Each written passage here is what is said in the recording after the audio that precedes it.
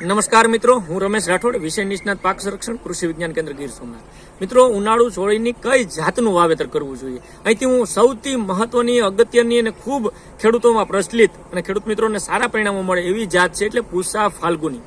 ચોળીનું વાવેતર જ્યારે કરવું હોય તો પૂસા ફાલ્ગુની જાતનું જ વાવેતર કરવું જોઈએ અને એનું પ્રમાણિત બિયારણ આપણા કૃષિ ઇન્સ્ટિટ્યૂટો, આપણા બીજ નિગમો, નેશનલ સીડ કોર્પોરેશન અથવા તો સારી પ્રાઇવેટ કંપનીનું આ બિયારણ ખરીદી અને પૂસા ફાલ્ગુની જાત વાવવાનો આગ્રહ રાખવો જોઈએ.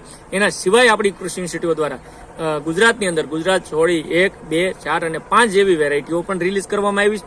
પરંતુ પૂસા ફાલ્ગુની કહી શકાય કે વન વે વેરાયટી અને ચોળીની અંદર ખૂબ સારું વળતર આપતી વેરાયટી, સારું ઉત્પાદન આપતી વેરાયટી છે. તો મિત્રો, આ જાત વાવવાનો આગ્રહ રાખવો જોઈએ. જે મિત્રો પહેલી વાર આયોજન કરે અને અથવા તો ચોળીનું વાવેતર ક્યારેય ન કર્યું હોય એ મિત્રો આ જાત વાવી અને એકવાર એનો ખતરો કરી લે, ખૂબ સારા પરિણામો મળશે અને એનું ઉત્પાદન પણ સારું મિત્રો મળશે અને આર્થિક રીતે ફાયદો પણ થશે. ખૂબ ખૂબ આભાર, ધન્યવાદ, થેન્ક યુ.